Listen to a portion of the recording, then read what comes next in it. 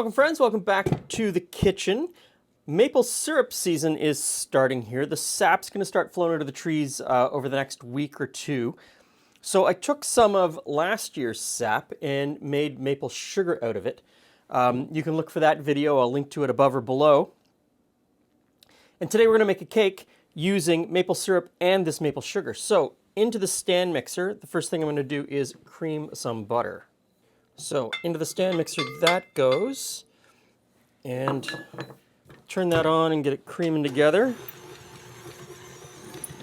While that's happening, I'm going to pull out about a half cup of maple sugar.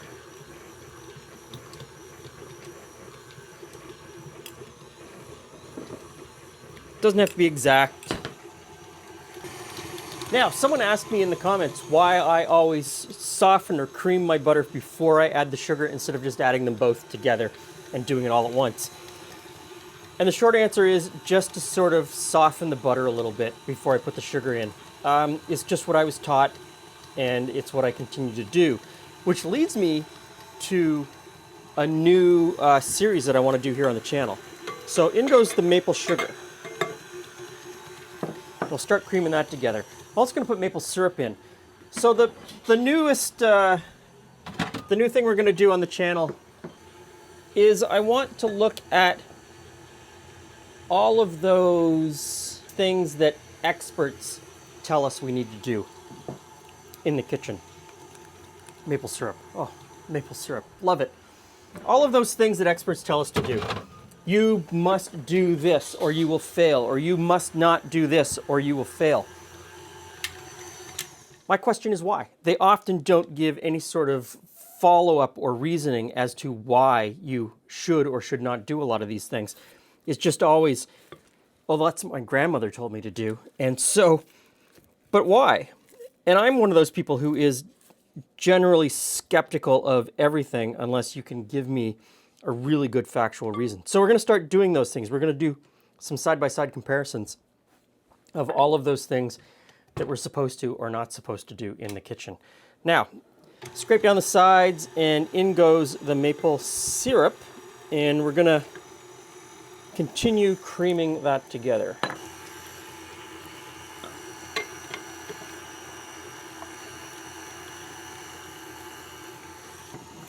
Okay, that's coming together nicely. It's not quite ready for the eggs just yet. This is instant coffee. I am gonna put that in at this point. I'm not looking for a coffee flavor in the cake, but I do find that putting in a little bit of instant coffee every once in a while just sort of brings a depth of flavor, sort of supports all of the other flavors in the dish or the cake or the cookies. And it's just like how I would use Marmite in a stew. Now, in here I've got flour, and to that I'm adding salt and baking powder.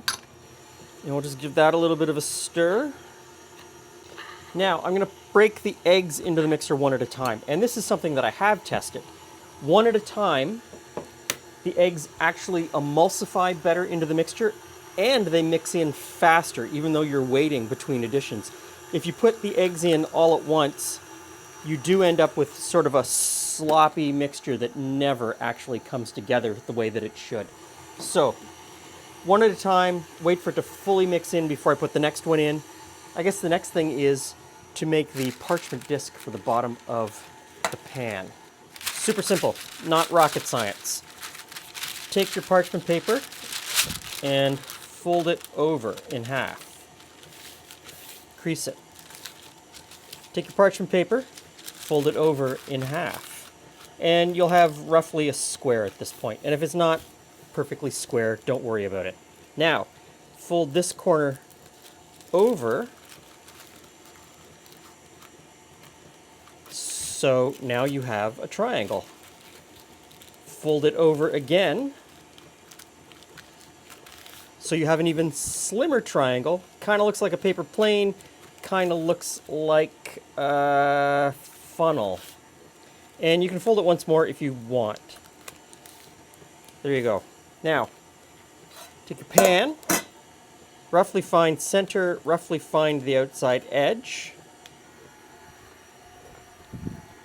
Get some scissors and cut just a little bit inside of that.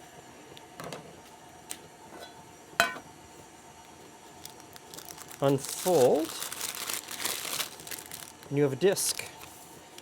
Stick the disc in the pan. Nothing to it. Okay, it's time for the last egg. And this is where I admit to you that I have made a mistake with my recipe.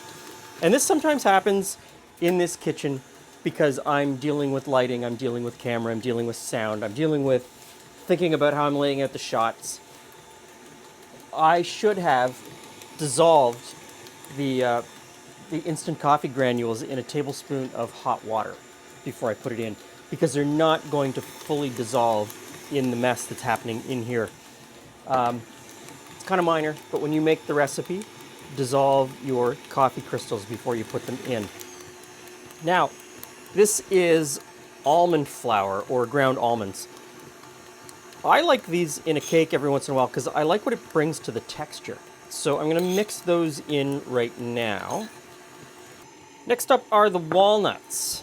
Now, I'm not a huge fan of English walnuts, and English walnuts, if you go to a grocery store in Canada or the United States, English walnuts are the ones that are in the package marked walnuts. I'm not a huge fan. Anytime I see walnuts, I will usually substitute pecans instead. If you can get black walnuts or white walnuts, and white walnuts are sometimes called butternuts, if you can get butternuts, that's what should go in this recipe. 100%, if you can get them, put them in. Of course, this is based on your own taste. If you don't like white walnuts or black walnuts and you love English walnuts, use English walnuts. I mean, if you love peanuts, put peanuts in. Really, it's your cake. Do what you want. Now, I'm only going to put about half in. The other half I'm going to save to sprinkle on top. I'm going to put 2/3 in. I'm going to save 1/3 to sprinkle on top. And this is where we start spooning in the flour a little bit at a time. Let it mix in, and then put a little bit more in. Now, we just divide the batter between the two cake pans. I've got the oven preheated to 350 degrees, and you bake them until they're done. Your time is going to vary. Your oven is going to vary. I mean, there's so many variables when it comes to baking cakes or cookies that giving exact times often causes more problems than it solves. Anytime you see a time for baking a cake in an oven, you should only look at that as a general guideline. And if you bake enough, you're going to know whether your oven runs a little bit hot, and maybe you should check it sooner.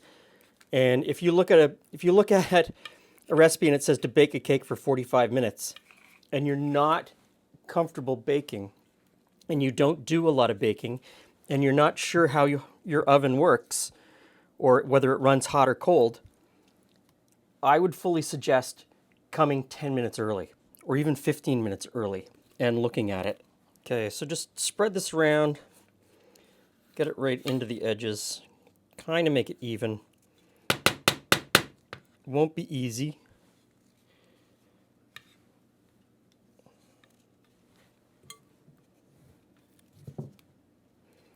And into the oven. Now, we'll just flip these cakes out and let them cool.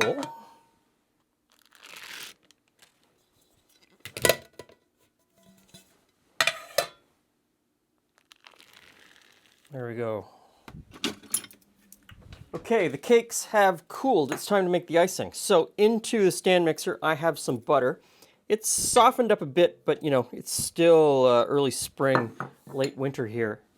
It doesn't soften up a whole lot. So I'm going to whip it as much as I can.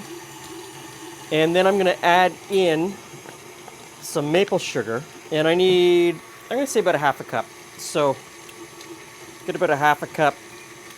And the maple sugar will help break up the butter a little bit. It really will act as almost like sandpaper. You want the butter to get super light and fluffy. Okay. In with the maple sugar. Okay, we're getting there. Scrape down the sides. Always best practice to scrape down the sides. Put this back on and start adding in the icing sugar. Just a little bit at a time so it doesn't fly everywhere.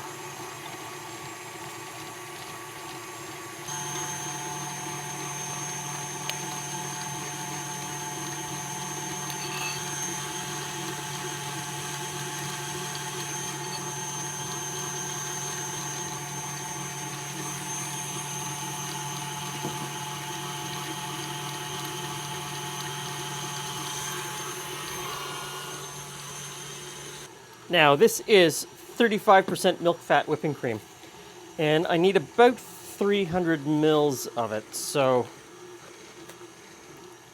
pour out the first 250, and I'm going to slowly add it in so that it doesn't slop everywhere. It's still going to splash. It's still going to make a mess, I'm sure. The idea is that we want to whip this cream with the butter and sugar.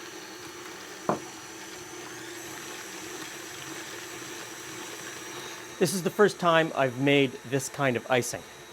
Not sure exactly how it's going to work out. You are getting to see something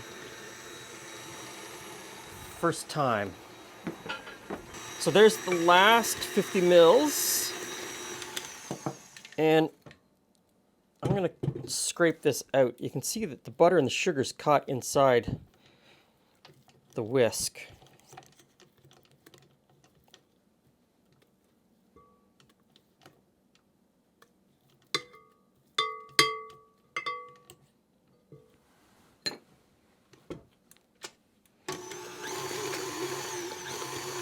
Yeah, okay, so that comes together pretty quickly.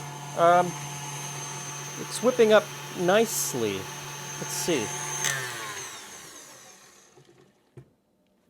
Just a little bit more. Okay. I'm going to say that's good. That's got it. Now, if you've been watching the show for a while, you know that I am not a huge fan of icing cakes. So, put a little bit of icing down, put that on just so that it sticks. I'm not going to fully ice the cake all the way around. I'm just going to put some in between the layers and on top. If I had my own way, I'd serve a cake and then put the icing in a bowl on the side, kind of like butter, and allow guests to butter their own slice, just like a dinner roll, because, you know, I'm not a fan of icing cakes.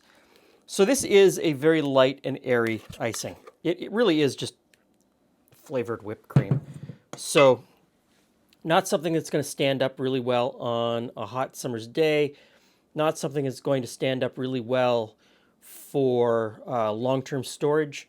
This is something that really you do the afternoon of a dinner party and you put it on the table for your guests to go, ooh, look at that, amazing.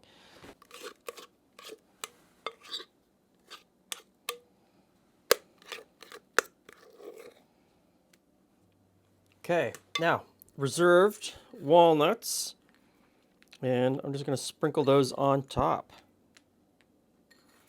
Look at that. That's a good looking cake. Okay. Hey, Glenn. Hey, Jules. Hey, friends. That looks pretty good. Another masterfully iced cake. We do really go with it. We're Glen's. never going to win a decorating contest. No. What do we got going here? Look at that. It looks great. Maple walnut. Oh. That sounds amazing. Mm-hmm. And did you do this too? Yes. This is this morning's project. So that's the maple sugar I made this morning. That turned out really well. It did. I still want to just take pleased. a big spoon but I feel like a big spoon would just make me not, like, just like too much. I'm having real problems today. I can imagine the snacking has been really tough. Yes. Oh boy, that's a really big piece. The maple sugar overload today is pretty high. I'll get that piece that you didn't get.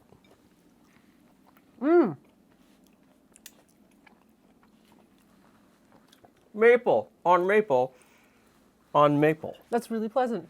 Yeah. That's really pleasant little. It's a pleasant coffee cake type thing, you know, that would fall into that genre of cakes. Like that's maple on maple on maple. That is amazing. Now, the icing is really just a fortified whipped cream. So. Has it got maple in it too? I think you've got extra here. Yes, it's got maple sugar in it. I'm not even gonna. Who's kidding? I'm just gonna put my finger in there. Oh, I can see how you've had a problem all day. That's really. Oh, maple. Okay. So this is an amazing cake. Just in time for sugaring season. It's just about time for us to put in I'm a mess. the buckets. Julie's a mess. Absolute mess. But it's also a cake to celebrate 500,000 subscribers. Woo! Amazing achievement. I'm so happy to have gotten to 500,000 subscribers, and we couldn't do it without you people sitting at home watching us, clicking on our videos, and I thank you so much for that. I'm very grateful that you come back and visit us week after week after week. That's amazing. So thank you very much, because without you, this channel wouldn't happen. It It just could not happen. it. We don't take any other advertising money other than the little ads that YouTube plays in front of the videos. So without you, this would be impossible. Thank you very much. And if you want to make this cake, I understand it's going to be hard for some people. I mean, if you're in New Zealand, The maple syrup is not. a liter of maple syrup might be a little bit hard to come by. I'm gonna guess though that maple syrup is just a liquid sugar. Yeah, but it's the flavor. It is. It is. So it's that yours might flavor. not be a maple sugar, but you could probably figure out how to do a treacle version. Yes. Wow, Just what's the other thing from treacle? Golden syrup? Golden syrup? Yeah, I mean, that's- there's probably other versions you can figure out. Yeah. Won't have that Little maple. adaptation. Won't be have- mapley, but you know, tasty nonetheless. Thanks for stopping by. See you again soon. Absolutely. I just ruined my dinner.